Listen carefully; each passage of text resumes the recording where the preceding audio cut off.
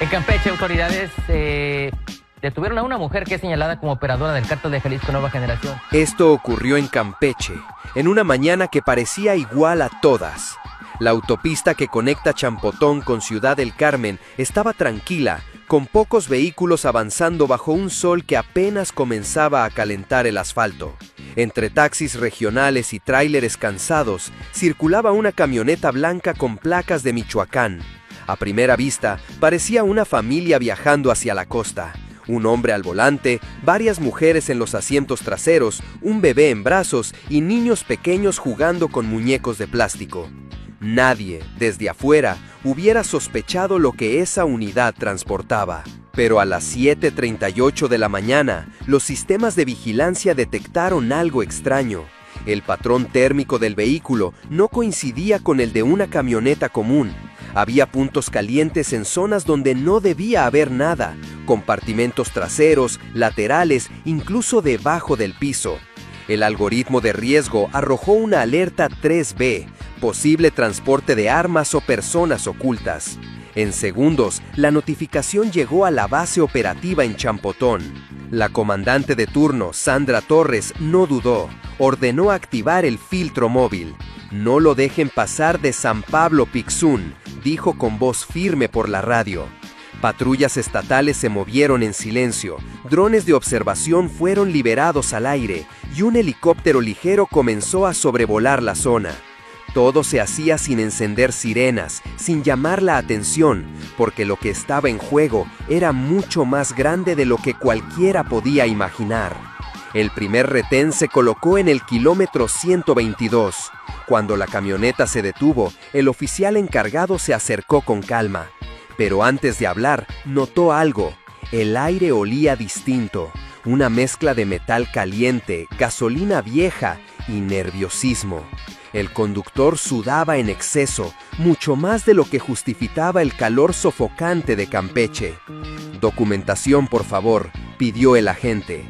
En el asiento trasero, una mujer de complexión delgada y lentes oscuros mantenía la mano sobre algo escondido entre las cobijas.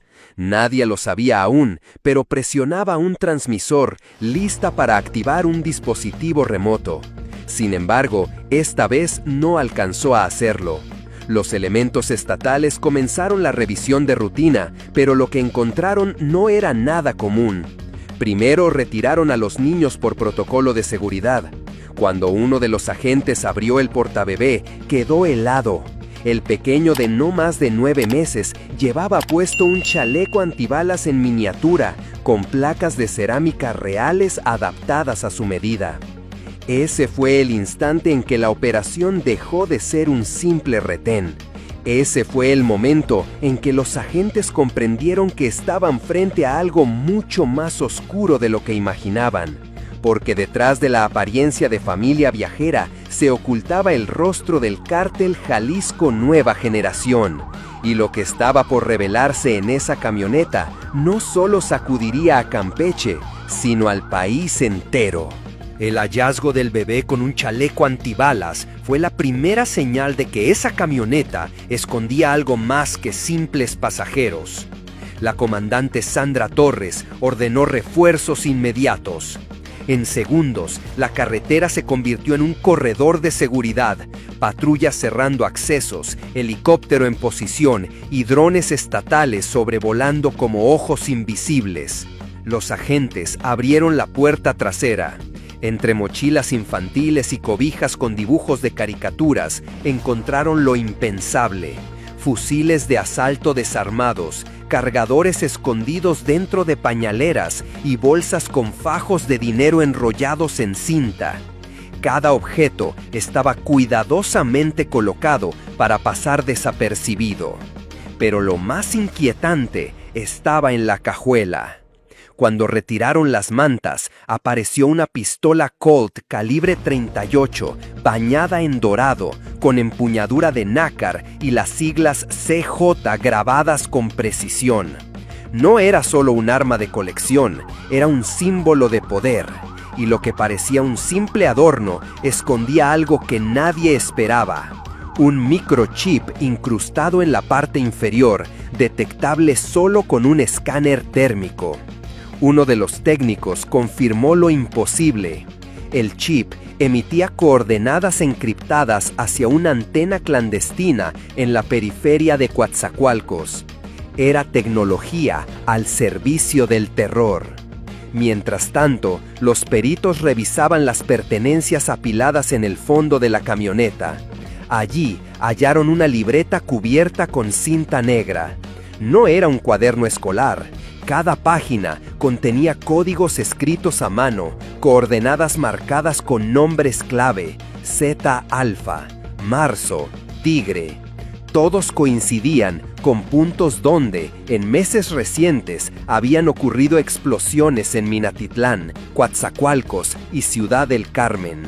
Era una bitácora de guerra. Fue en ese momento que la verdad salió a la luz. Tras verificar identidades con el sistema, el rostro del conductor coincidió con uno de los criminales más buscados del sur, José Roberto Sánchez Cortés, alias El 80, exagente del Ministerio Público, convertido en estratega criminal y señalado por múltiples masacres. Y la mujer de lentes oscuros, la que intentó activar un transmisor oculto, fue identificada como Lady Drones, operadora de enjambres explosivos y mente detrás de ataques aéreos en el sureste. Su reputación entre agencias de inteligencia era tan temida como difusa, una estratega capaz de modificar drones civiles en máquinas de guerra. El silencio entre los agentes fue total. Ya no se trataba de una familia detenida, no eran simples operadores, eran dos de los criminales más buscados del país, atrapados juntos en un operativo inesperado. Y lo que llevaban con ellos, esa libreta, ese chip, esos drones desarmados entre juguetes, no solo revelaba un traslado, sino la preparación de algo mucho más grande. Un plan en marcha. Un ataque inminente. Y lo peor estaba por descubrirse. Entre las coordenadas anotadas en esa libreta, había una que no debía existir. Una marcada en rojo. Una que apuntaba directo al corazón de la capital. Cuando los técnicos de campo comenzaron a revisar la camioneta con más detalle, lo que encontraron cambió el rumbo del operativo. Debajo de mochilas infantiles y peluches descosidos había un compartimento oculto. Adentro, 3 drones modificados, desmontados pero listos para armarse en minutos. No eran drones comunes. Cada uno tenía adaptaciones para cargar hasta 2 kilos de explosivo, con sensores térmicos y baterías de larga duración. El agente que los descubrió lo gritó con voz tensa por la radio. ¡Tenemos enjambre! Repito, ¡tenemos enjambre! En ese instante, todos comprendieron que no estaban ante un simple traslado de armas. Estaban frente a la confirmación de algo que hasta entonces parecía un rumor. El CJNG había convertido el cielo en un campo de batalla. La libreta encontrada junto a los drones resultó aún más reveladora. Entre páginas manchadas de sudor y tinta corrida por la humedad, aparecían coordenadas, fechas y códigos operativos. Algunos puntos estaban tachados, otros marcados con círculos rojos. Los analistas confirmaron lo que más temían. Cada código coincidía con explosiones recientes en el sureste. Zeta Alfa, Marzo, Tigre. Cada nombre en clave representaba un ataque ejecutado. Pero lo más inquietante fue la anotación en la última página. Zeta Alfa confirmado, 19 de agosto, altitud baja, modo enjambre. Una fecha, un lugar, un plan de ataque aéreo en curso. El hallazgo se volvió todavía más perturbador cuando un especialista logró encender una laptop portátil conectada a una batería independiente encontrada entre mantas y pañales. La pantalla mostraba un conteo regresivo. faltaban menos de 3 minutos. Los agentes no sabían si se trataba de una trampa, un temporizador o el control remoto de los drones incautados. La tensión se podía palpar en el aire. Los niños ya habían sido evacuados, pero los adultos permanecían bajo custodia, inmóviles, mientras los técnicos intentaban desconectar el sistema. Al llegar a cero, la pantalla se apagó. Ninguna explosión, ningún zumbido de hélices, solo silencio. Pero el mensaje estaba claro. Aquello no era un error, era una advertencia. Los analistas de inteligencia no tardaron en unir las piezas. El CJNG había creado una doctrina de guerra aérea. Drones civiles modificados como soldados invisibles, capaces de cruzar carreteras sin ser detectados, descender sobre objetivos militares y desaparecer. Una guerra sin trincheras, sin territorios, basada únicamente en coordenadas. Y entre esas coordenadas, los especialistas detectaron algo que heló la sangre a todos en la sala de monitoreo. Un punto marcado en rojo. Una zona que no debía existir en esa libreta. Una que no estaba en Campeche ni en Veracruz. Una que apuntaba directo al corazón de la capital del país. El hallazgo de la libreta y los drones modificados fue suficiente para que la situación dejara de ser un operativo regional y se convirtiera en un asunto de seguridad nacional. En menos de una hora, la información ya circulaba en los canales más altos de inteligencia. En la Ciudad de México, Omar García Harfuch recibió una llamada de emergencia. El mensaje era directo. Señor, capturamos a El 80 y a Lady Drones. Hay drones explosivos, coordenadas y un posible ataque en la capital. El secretario de Seguridad Federal guardó silencio unos segundos. Quienes estaban en la sala recuerdan que su respuesta fue breve pero contundente. Esto no fue una detención, esto es una declaración de guerra. Vamos a responder como Estado. Minutos después, Harfuch convocó a una reunión extraordinaria con mandos de la Marina, la Guardia Nacional y la Sedena. La orden fue clara: activar el protocolo Cielo Cerrado. Ese nombre, hasta entonces solo conocido en manuales de emergencia, se volvió una consigna nacional.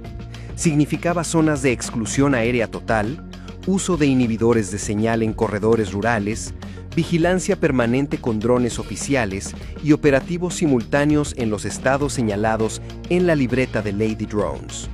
El sur del país se convirtió en una malla invisible.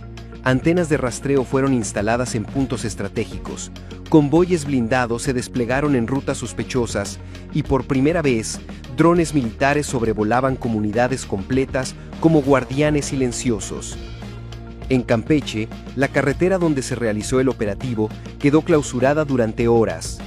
Los técnicos recogían cada fragmento de evidencia, mientras los habitantes de la zona miraban incrédulos cómo una familia aparente se transformaba en la célula criminal más peligrosa del año. Pero lo que más generó conmoción fue la revelación de una lista encontrada en los dispositivos incautados. Nombres codificados, lugares, fechas y entre ellos uno en rojo. Harfuch. La anotación decía: solo si cruzan la línea. Harfuch lo supo de inmediato. No era una amenaza común, era un mensaje directo. El CJNG no solo planeaba ataques, estaba dispuesto a ejecutar asesinatos selectivos desde el aire. Esa misma noche, Harfuch apareció en cadena nacional. Con tono firme declaró: el cártel Jalisco ha roto todas las líneas. Usan niños como escudos, manipulan tecnología para matar desde el cielo. Hoy respondemos que no vamos a permitir que el aire se convierta en arma. Vamos a cerrar el cielo. Y si insisten en cruzar esa línea, será la última vez que lo hagan. Las palabras corrieron como pólvora en redes sociales. Cielo cerrado se convirtió en tendencia. Imágenes de patrullajes con inhibidores portátiles comenzaron a circular y la sociedad entendió que lo ocurrido en Campeche no era un caso aislado, sino el inicio de una nueva etapa en la guerra contra el narco. Pero mientras el gobierno desplegaba su estrategia, en foros clandestinos ya circulaban las primeras fotografías del operativo. El CJNG también había recibido el mensaje, y su respuesta no tardaría en llegar. La noticia de la captura de El 80 y Lady Drones no tardó en filtrarse. Para las 9 de la noche, en foros clandestinos, ya circulaban imágenes satelitales del operativo y rumores de que la pareja más buscada del CJNG había caído en Campeche. La reacción fue inmediata. Apenas 3 horas después, una tienda de abarrotes fue incendiada en Palizada, a tan solo 2 cuadras de un puesto de la Guardia Nacional. En Emiliano Zapata y Balancán, 2 antenas de telecomunicaciones rurales colapsaron tras un sabotaje. Y lo más inquietante ocurrió en la frontera de Campeche con Tabasco. Un enjambre de drones sobrevoló en círculos una pequeña ranchería. No atacaron, no soltaron explosivos, solo volaron en silencio, como una advertencia. El mensaje era claro: podemos seguir volando. En los barrios de Ciudad del Carmen, la tensión se volvió rutina. Comerciantes bajaban cortinas antes del anochecer, escuelas cancelaron actividades al aire libre, y las familias comenzaron a mirar más al cielo que a la calle. Ya no temían solo a la violencia en tierra, sino a la sombra de un zumbido que podía anunciar un ataque aéreo. La paranoia se instaló como un huésped invisible. Entre el caos, comenzaron a surgir testimonios de quienes, sin saberlo, habían estado cerca de la célula capturada. Una maestra rural en Candelaria relató que semanas antes, una mujer de mirada fría preguntó insistentemente por caminos sin vigilancia. Un técnico en reparación de drones reconoció uno de los modelos incautados. Lo había calibrado él mismo, creyendo que era para uso comercial. Y un joven repartidor confesó haber entregado cajas sospechosas en varias ocasiones a la misma camioneta blanca, siempre con la instrucción: no preguntes, no firmes. Todos lo vieron, nadie lo denunció. El miedo había sido más fuerte. Pero el operativo también dejó un eco inesperado. Un chofer de transporte filtró rutas clandestinas usadas para evadir retenes. Un padre de familia reveló que su hijo de 12 años había sido entrenado con un control remoto. Y una madre, en una nota anónima entregada en una base militar, escribió: gracias por detenerlos. Ese bebé no nació para eso. En paralelo, las autoridades analizaron a fondo los drones incautados. El hallazgo más perturbador no fue la carga explosiva, ni los sensores, sino los archivos ocultos en sus memorias internas. Videos comprimidos de ataques no reportados, mapas con puntos marcados en Campeche y Tabasco, y una carpeta llamada Prueba C, con la frase: Fase 2, activar el primer fallo. Lo que ocurrió en Campeche no había sido el final de un operativo, sino el inicio de una nueva etapa de guerra. Una guerra donde el cielo ya no era refugio, sino territorio disputado. Y en ese escenario, todos, policías, militares, civiles, entendieron lo mismo. Cuando las sombras vuelan, nadie está seguro. La madrugada posterior al operativo, el país entero ya hablaba de ellos. El 80 y Lady Drones estaban bajo custodia en instalaciones federales. Pero mientras los medios celebraban el golpe contra el CJNG, dentro de las salas de inteligencia, el ambiente era muy distinto. La evidencia incautada revelaba algo más que un simple traslado. Mapas con 27 puntos marcados en Campeche, coordenadas vinculadas a bases militares, listas de objetivos y videos de ataques nunca reportados. Uno de esos archivos coincidía con la desaparición de 3 agentes encubiertos en Palenque, Chiapas. El descubrimiento fue brutal. Habían sido ejecutados desde el aire y grabados como trofeos digitales. A las 3:15 de la madrugada comenzó el interrogatorio a Lady Drones. Frente a ella, un equipo mixto de inteligencia militar y federal. Esperaban gritos, negaciones o súplicas, pero lo que encontraron fue algo mucho más perturbador.